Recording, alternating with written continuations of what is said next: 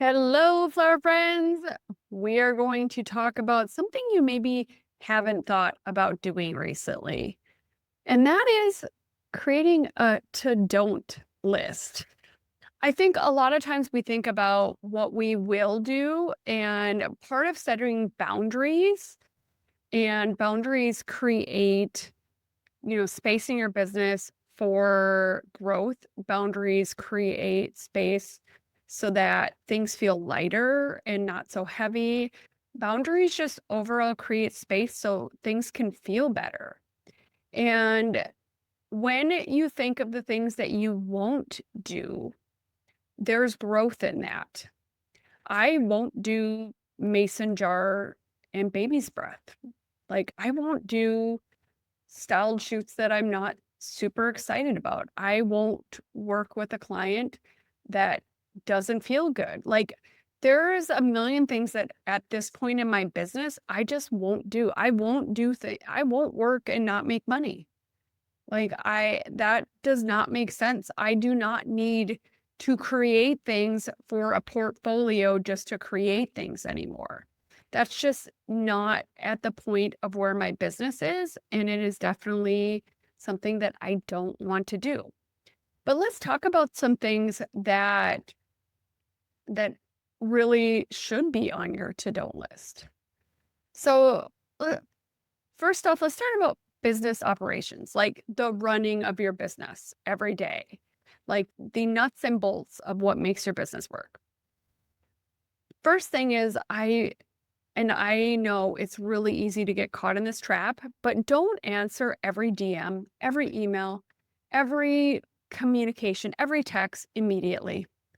Set boundaries and batching times. That's when you're going to thrive. If your attention and basically your mind is in a million different places, you don't feel ease. That feels like chaos. And chaos, especially over time, doesn't feel good. Then I also do not meet with every single person who inquires. So I have fail safes that I go through to vet a person when I am going to meet with someone. They have gone through and what I call have participated in an equal energy exchange. And when they've participated in this equal energy exchange, I am okay then with meeting with them. I'm not going to meet with an unqualified lead. I'm not going to spend time. I'm not going to do a proposal. I'm not going to do all those things. Another to don't run your business like ad hoc, that you don't have any systems in place. If you are relying on memory or sticky notes or writing things down on a million pieces of papers, that is not sustainable. Use tools like Trello, organize proposals in templates on Canva, use Google Calendar. There are so many tools at your disposal that if you want your business to really start thriving and your capacity in your brain to start thriving, you really need to start having some serious systems. And then also make sure that you are not trying to do everything in your business. Outsourcing is something that I realized I can't do it all. Actually, and nor do I even want to. That is a to don't. I have an accountant. I have people take professional for photographs. Like things I have help with my social media, things that I don't have the capacity or are not my zone of genius. I would much rather pay someone who is an expert and that it's done right, it's done well, and it's off of my plate. All right, let's talk a little bit about client management to don'ts. When you are dealing with clients, obviously that's the core of your business. You can say yes to every single client. I know it's so like in your soul to just be like, I want to do, especially when you're starting out, you're just like so excited and you're just like, I just want to do anything. And not every client is the right fit. Price shoppers, red flags, like I can tell a red flag person just by the style of their email, how they're phrasing things, the details, wording they're using, crazy ass mood boards attached, all the things. Then the next to don't undercharge or give discounts just to book a wedding. You are basically doing a disservice to you, but not only that, you're doing a disservice to the wedding community as a whole. We have had in my market over time different florists that are new or entering the market or just haven't figured their shit out, frankly, that are doing things at ridiculous pricing, in my opinion. Like when I have had people like share their pricing or they've posted it even in their Instagram stories that they'll do this thing. Like I just you're doing a disservice to the floral community as a whole. You might be getting that wedding, but at what expense? For the greater good of the long-term viability of your business, it is not in your best interest to just pour yourself out from a pricing standpoint. Then, I know I mentioned I don't meet with everybody. I meet with qualified leads. You also want to make sure you're meeting with somebody and doing a consultation with somebody who is understanding of your minimum spend or minimum requirements. I personally do not meet with a la carte floral clients unless they have some question and it's like a less than 15-minute conversation. I make sure that people who I'm doing a full consultation with meet my minimum spend, because if I'm going to invest that time, then that time in creating a proposal and going back and forth via email, I need to make sure that that person understands. And that's why part of my process is sharing a brochure that has my 2 service offerings and my starting at pricing guidance so that they really understand what they're getting into. And I also don't do unlimited revisions on proposals. I finalize proposals 30 days out. If there are major changes, and we've probably met with those major changes, then I can do a revision. Or if for some reason they've decided to take a component out or they've added a component in, I'm happy if it's a big, but I'm not going to adjust for one centerpiece down 4 months out from the wedding. I just don't have time to do those small tweaks, and I just explain to them that looks like it's going to be about, $80 less or $100, $200, whatever you want to say less. And then our previous totals, and there's no need at this point. I will do the final revision 30 days out. You want to make sure that you are not, because that takes time and capacity and is not great if you are trying to grow your business, if you're just wasting time on really tasks that are not going to add monetary value to your business. All right, creative work to don'ts. One thing that I know a lot of people do is they chase trends. If the trend does not align with you or your brand or your expertise, you don't need to do the trend. It's pretty easy. You do not need to jump on some bandwagon of doing something if it isn't in alignment with your business. Next one, don't overcomplicate designs to impress clients at the expense of profit. I've done an episode on stuffing, on going and buying all the shit that you want to use. You are not impressing anyone by blowing your budget. Because if your flower friend was with you and was just like, how much money? Oh, well, I spent an extra $250 on flowers. That's not great. You deserve to make profit. So make sure you are not overcomplicating things just to impress a client. And then also, and I've seen people do this, they've chased cheaper flowers. They've chased like using Costco and leftovers. Like, I just, it's crazy to me. Don't buy things that aren't going to hold up. Don't buy things that are you're getting a little bit cheaper unless you know they're coming in cheaper farm direct or some way that's making sense in your business. All right. The next thing is make sure if you creatively are doing an install, which is probably, I think, the funnest part, make sure you have the proper support. Don't do these big, huge, audacious, creative things that you're like so freaking excited about. Don't do it by yourself. If it is huge, it requires a team, and that's all there is to it. Like, I see a lot of newer florists really try to just go at it themselves and make shit happen. And honestly, like, when you do that, you potentially do a disservice for the client because you're going over time limit, or you need to get in way earlier and then they're paying extra time and all the things. You want to make sure that you have the support you need. All right, let's talk about productivity and time to don'ts.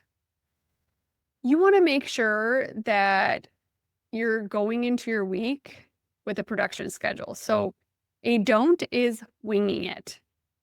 Pretty much I know what days of the week we're making what things.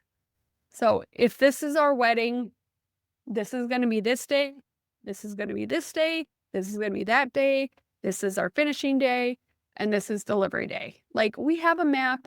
Bouquets, I'd like to do bouquets first. I know some people are the opposite, but I like to do bouquets first.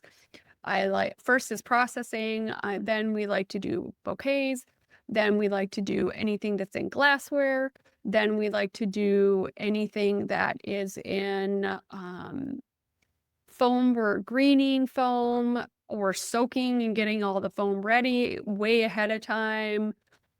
And then we're doing personals, and then we're putting flowers in foam. We're ribboning everything that needs to be ribboned. We're making anything like peau decor or something that's going to be water tubed. And then we're packing stuff up. That is my production schedule, and it doesn't need to change a whole bunch.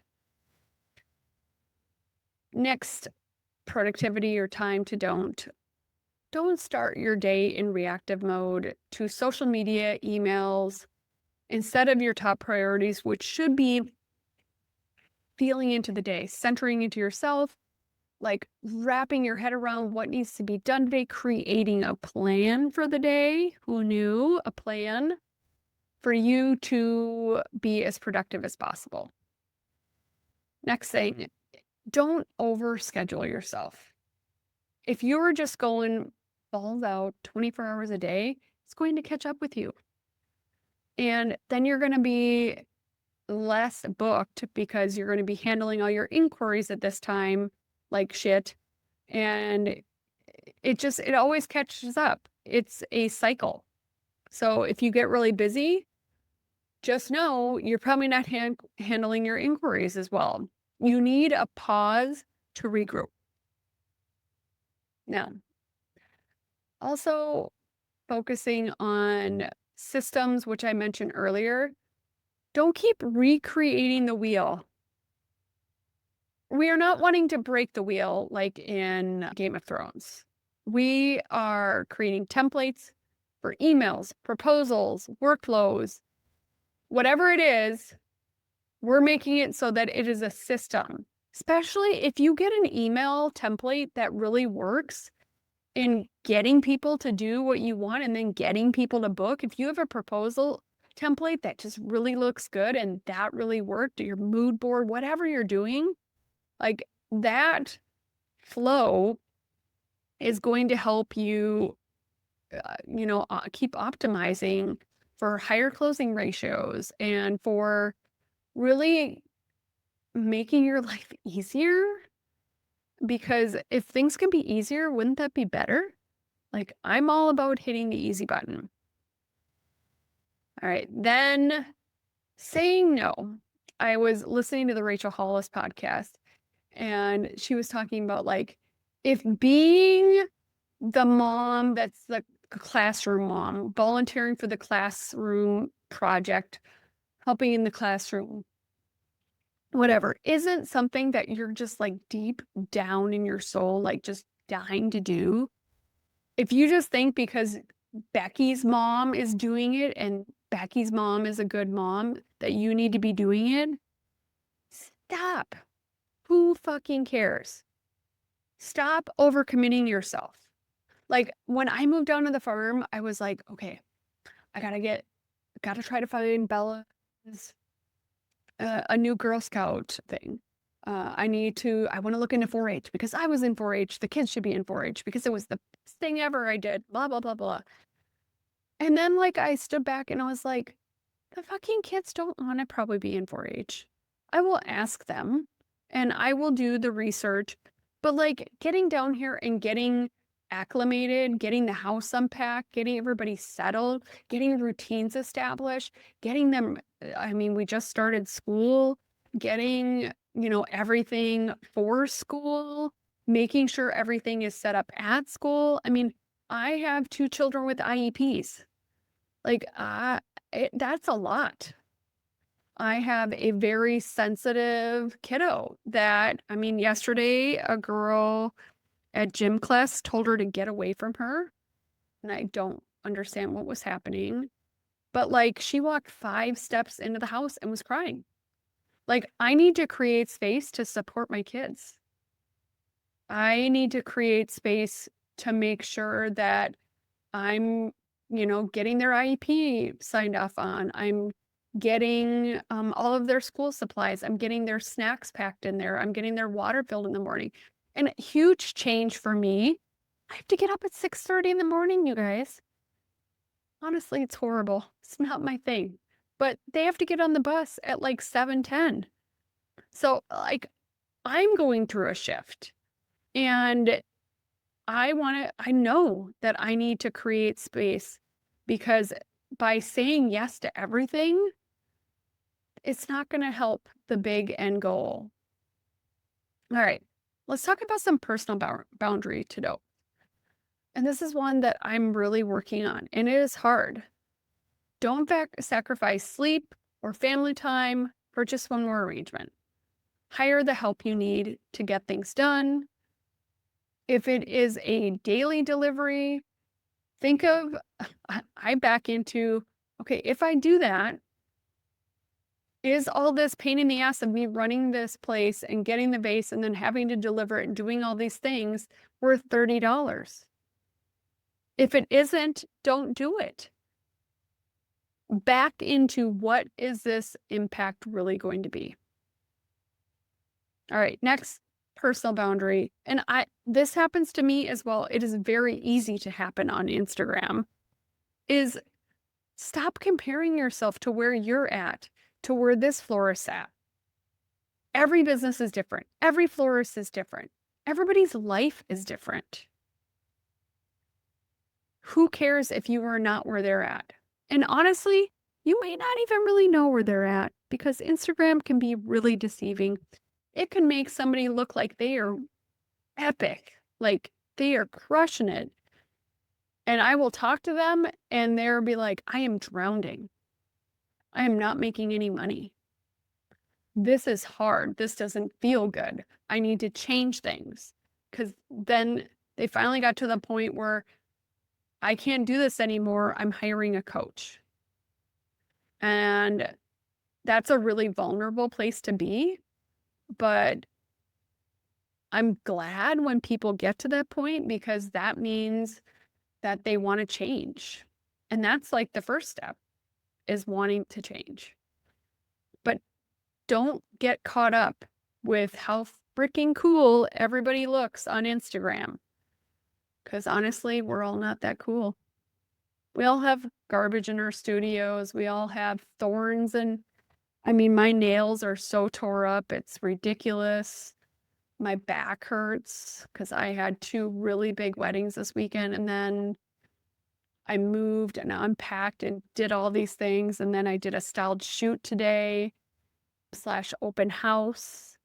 And then I have a one-on-one, my first one-on-one with somebody coming to the farm. I'm so excited to spend the day in the studio creating and teaching because that's super fun to me.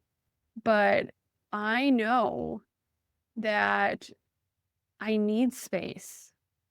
I need time to get things in order, and those boundaries of like, God, I want to be doing all these things that I see this other florist doing. You don't know their life. And all you know is you're an expert in yours. So make yours feel as good as possible. Stop letting imposter syndrome stand in the way of raising your prices or showing up in your business or being the business owner that you really truly want to be to hit those goals that are super important to you. It is so easy to be like, God, I'm not good enough. I actually had a venue say, like, we didn't think our venue was good enough that you would want to be a preferred vendor and want to work here. And I was like, it's one of my favorite venues. Like, I love these people. And when she said that to me, I was like, are you kidding me? That's somebody's perception because of Instagram. We never know what somebody's reality is.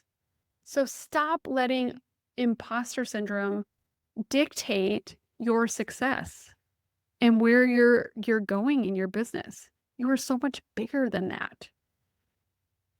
All right. Another to don't, and this is also something really easy to do, is ignoring taking care of yourself. Ignoring your health, ignoring eating, ignoring sleep, ignoring hydrating, ignoring back pain, ignoring all the things. If you keep that up, you're going to be in the same spot and it's not going to be good. You actually probably will go backwards. You could injure yourself. You could get yourself on the path to burnout, or you could get yourself over the hump and in burnout. And then you stop answering inquiries when they come in. You stop posting on Instagram. You stop showing up in your business. You stop showing up in your life because you can't take on one more thing. And that's what happens. It's a big domino effect. Yeah, I'm super busy, so I'm not going to go to do this. Yeah, I'm super busy, so I'm just going to eat this really shitty food. Yeah, God, I really got to get all this shit done, so I guess I'm just not going to sleep. Like, it's really easy to do that, but it's really easy for it to just start dominoing a big shit show in your life. And I've been there. I've been there where like my back hurts so bad. I've been sleeping like hardly anything and then making no money, taking care of kids, running all over the place, doing all the things. You need to make sure you're taking care of yourself because if you don't take care of yourself, who will? Then my last personal tip is don't avoid asking for help. Burnout doesn't build a business. Somebody, like, have you ever met that business owner that even when they said hi to you, like there was just like this energy and you're just like, oh, I really like that person. Like they're just on fire. I loved, how they just were excited about their business. They're just like on fire. Are you that person right now? Does somebody go, I want to work with her. I want to work with them. Their business, oh my God, they're doing big things. You get to basically embody the business you want. That is a choice. And taking care of yourself is part of that. The beauty of a to-don't list is that it is a living document. It can grow and change with your business, with time. And what you don't want to do right now might not be in alignment once you scale Or maybe when you hire help, maybe those things will make sense, but you are in control of changing that, of creating those boundaries. And if something doesn't feel good, you have that right to choose that this doesn't feel good anymore. I want to make big changes. I want things to feel good in my business, in my life. I want my business to grow. My analogy when all the things are happening and you are trying to fit all these things is you have this big plate of spaghetti and it is literally, I mean, imagine this plate of spaghetti piling off. Like the noodles are just, they're everywhere. They're running onto the table. The sauce is spilling off. The meatball is literally going to roll down onto the table, onto the floor. You can't build a business with your plate full like that. There's no space on it.